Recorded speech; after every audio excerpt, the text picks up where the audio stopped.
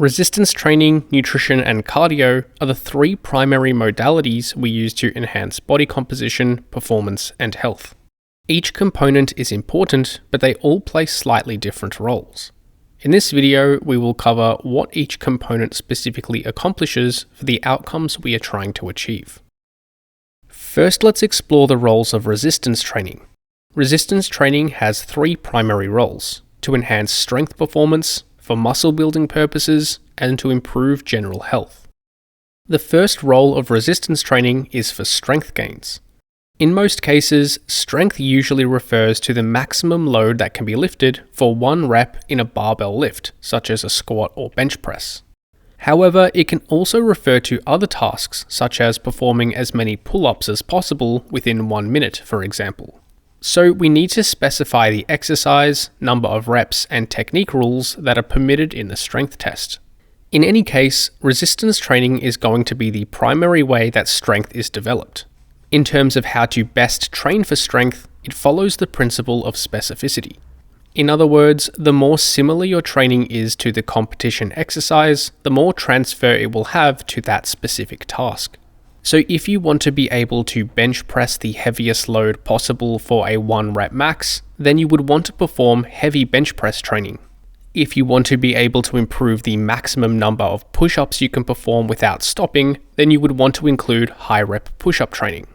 This idea was demonstrated in this study, which compared the effects of resistance training with a moderate versus higher rep range.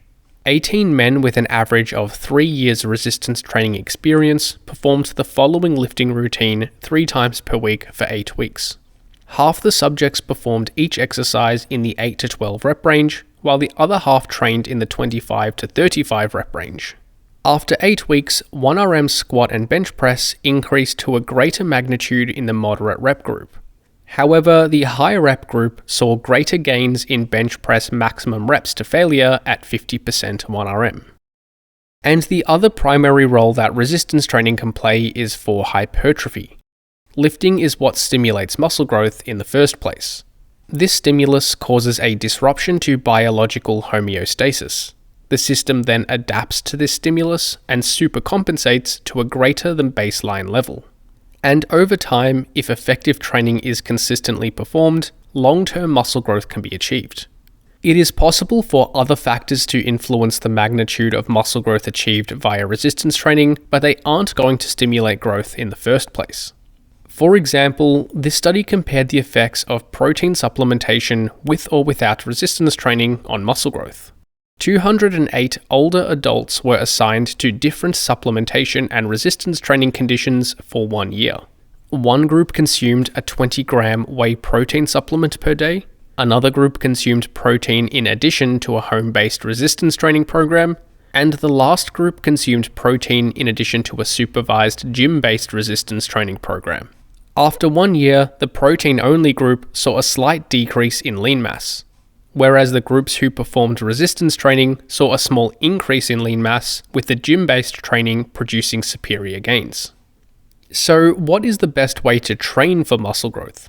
Well, any form of resistance training typically produces some amount of muscle growth. However, to maximize muscle growth, here is a brief overview of the key training principles. Pick exercises which maximally stress a specific muscle group.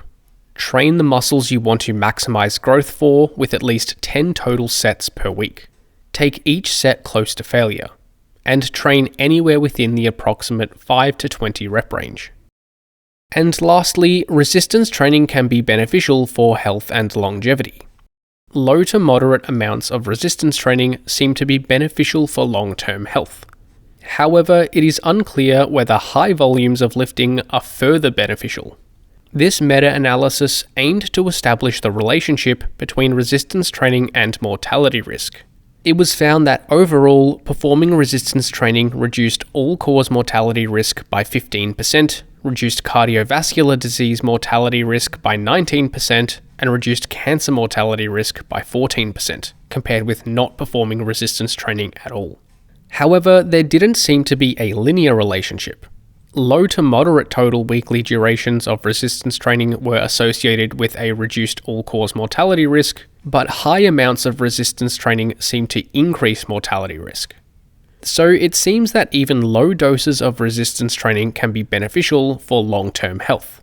And it is possible that doing too much lifting might actually be detrimental. Although this specific regression model was based on only 4 studies, so we shouldn't take this too literally until we have more evidence. Now that we have covered the roles of resistance training, let's move on to the role of diet. There are 2 primary roles of diet for fitness goals: weight management and to assist hypertrophy adaptations. First, let's cover weight management. Simply put, our body weight is regulated by energy balance. In other words, how many calories we consume compared with how much we expend. Energy intake is a result of the total number of calories we consume from our diet, whereas energy expenditure is comprised of 3 primary components: basal metabolic rate, the thermic effect of feeding, and movement. Movement can then be subcategorized into intentional exercise and non-intentional movement. And while there are 2 sides to this equation, energy intake is going to be the primary way that we influence energy balance. This is because energy intake is adjusted purely via our diet, so we have more active control over it. Whereas energy expenditure is less reliable to influence the energy balance equation. This is because when energy expenditure increases or decreases from one component, other components also change in response. This is something we will touch on soon in the cardio section. In any case, the net balance of this equation over time will determine our change in body weight. Eating more calories than we expend on average over time, known as a surplus, will result in weight gain. Eating the same number of calories than we expend, known as maintenance energy balance, will result in a maintenance of body weight. And eating fewer calories than we expend, known as a deficit, will result in weight loss. Although weight change itself is not usually the ultimate goal. Rather, the reason we want to change body weight is to manipulate body fat. Although body weight includes other tissues such as muscle, bone, and organ mass, the primary tissue that is gained or lost with weight change is fat. A consistent deficit over time will usually result in significant fat loss, while a consistent surplus over time will usually result in significant fat gain. It is usually body fat which is primarily related to aesthetic appearance, health outcomes, and performance rather than body weight. So, diet is also the primary way in which we manipulate body fat. The other role that diet can play is to assist muscle growth. While resistance training is the primary stimulus for muscle growth, there are some nutritional strategies which can influence the magnitude of muscle growth we experience from resistance training. The 2 primary nutrition variables that can influence muscle growth are energy balance and protein intake. As discussed, energy balance refers to calorie intake versus expenditure. And while this is primarily going to influence fat tissue, lean mass also seems to be gained and lost to a lesser extent during a surplus or deficit respectively. So if a surplus is consumed while performing resistance training, greater lean mass gains will generally be observed. And observationally, heavier individuals will generally carry more lean mass than lighter individuals. This was seen in this observational study, which explored the association between body weight and body composition. Across nearly 500 adults, heavier individuals generally had more muscle mass in both men and women. However, heavier individuals also had a lower percentage of muscle mass as a proportion of their body weight, indicating that they also had greater body fat too. So, while gaining weight will likely increase the amount of lean mass gained during resistance training, it will also usually increase body fat to a greater extent too. This means that a deficit may be required to reduce body fat back down to desired levels at some point, which may result in some lean mass losses. And it isn't clear at this stage if the net total lean mass gains would be greater from gaining and cutting cycles compared with just maintaining body weight. And the other nutrition variable which can influence muscle growth is protein intake. Consuming a high-protein diet tends to amplify the muscle growth achieved via resistance training to a small extent. For example, this study compared the effects of consuming a low versus high-protein diet on muscle growth during resistance training. 17 women with at least 3 months lifting experience performed a hypertrophy-focused resistance training program 4 times per week for 8 weeks. Half the subjects consumed a low-protein diet consisting of 0.9 grams per kilogram of body weight per day, while the other half consumed a high-protein diet consisting of 2.5 grams per kilogram per day. After 8 weeks, both groups experienced favorable body composition changes, although the high-protein group saw slightly greater gains in fat-free mass and greater losses in fat mass. So, how much protein should be consumed to maximize muscle growth? Well, it seems that higher protein intakes produce superior gains, but there are diminishing returns.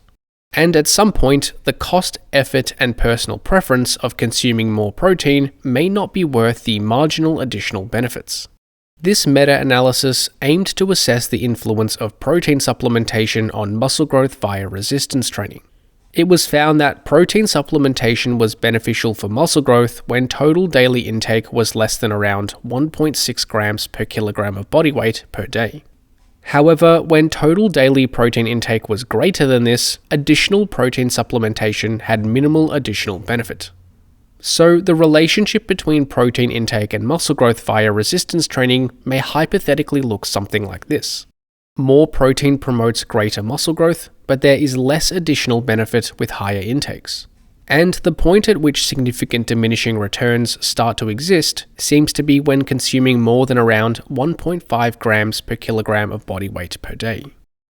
And lastly, let's discuss the role of cardio for fitness goals. Cardio has 3 primary roles: for endurance performance, for health, and for energy expenditure. Cardio is going to be the most effective way to develop endurance performance. But what type of cardio is best to develop endurance performance? Well, in terms of improving general aerobic fitness, any form of cardio is generally beneficial. But for the greatest improvements, higher intensity cardio seems to be particularly effective. For example, this study compared the effects of aerobic training at different intensities. Subjects performed one of either 3 aerobic training protocols for 6 weeks: a moderate intensity, longer duration protocol, a slightly higher intensity but slightly shorter duration steady state protocol, or a high intensity interval-based protocol. It was found that all groups improved VO2 max significantly. However, there were greater improvements as intensity increased, with the high intensity interval protocol seeing the greatest improvements. It should also be noted that endurance performance is somewhat specific to the task or event. While improving general aerobic fitness will usually help with almost all endurance-based activities, there are some differences between each sport or event. For example, endurance for a long-distance cycling event is a little different from the endurance required for a tennis player, for example. This means that training for endurance performance also follows the principle of specificity. In other words, we want our training to be similar to that of the sport or event for maximum transfer. Another influence of cardio is its effects on health and longevity. In general, those who perform more cardio typically see beneficial health outcomes. So, what type of cardio is best for health outcomes? Well, it seems that basically all forms of cardio are beneficial. Performing more traditional aerobic exercise, for example, tends to be beneficial for health. This was seen in this meta-analysis, which investigated the association between aerobic exercise and mortality risk. Overall, it was found that performing more total aerobic exercise is associated with a reduced all-cause mortality risk. And we seem to achieve the majority of health benefits from up to around 2 to 3 hours per week, with less additional benefits with greater amounts. Furthermore, we also see a similar relationship when it comes to step counts. Higher step counts are associated with positive health and longevity too.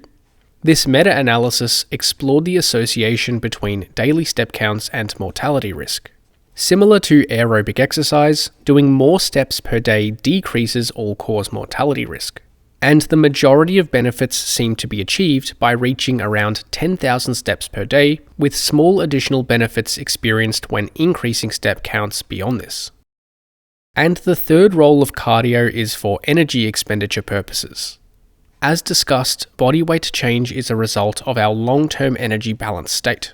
And while energy intake is going to be the primary method to influence this equation, we can also manipulate energy expenditure to some extent too. Going back to the components of energy expenditure, there is really only one that we have some active control over, and that is movement and exercise. The more movement we do, whether that is via intentional exercise or non-intentional activity, will increase our energy expenditure. And this is where cardio can play a role. We can expend more energy via cardio to increase total daily expenditure as a way to manipulate the energy balance equation. And while this is true, in reality it is a little more complex. This is because the amount of exercise we perform can influence the energy expended via other components. More specifically, as exercise increases, we observe a decrease in other components. This has been termed the constrained model of energy expenditure. This review paper suggested that as physical activity levels increase, other components of energy expenditure decrease to compensate.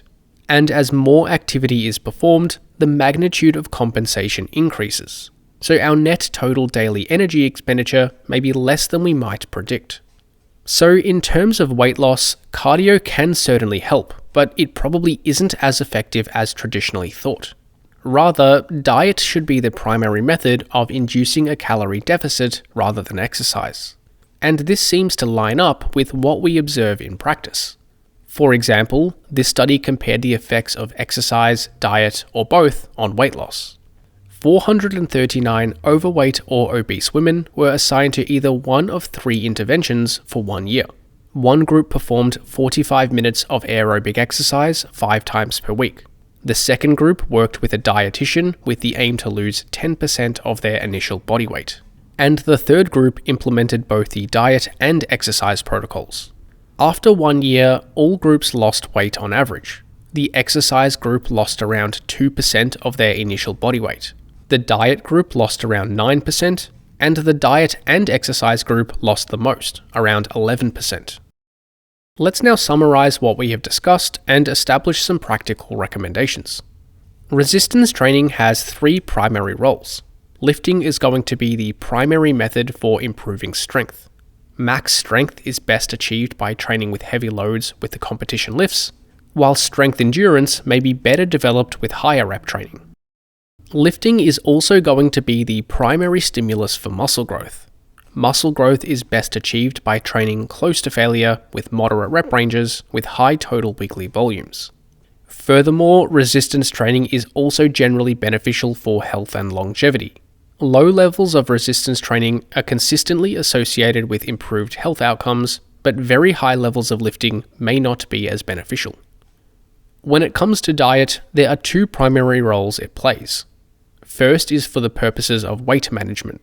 Diet is going to be the primary method of manipulating the energy balance equation and therefore determining long-term body weight change. Diet can also be used to assist the magnitude of muscle growth achieved via resistance training.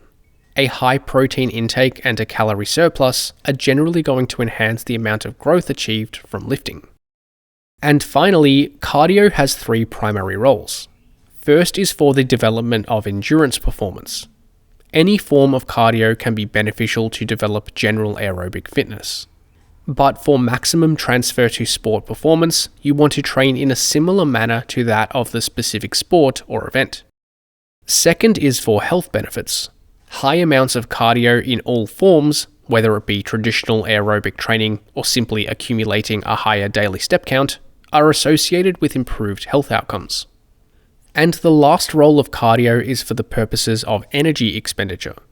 Cardio can help to increase total daily energy expenditure by a small amount, but it is not as effective for promoting a deficit compared with lowering calorie intake via the diet.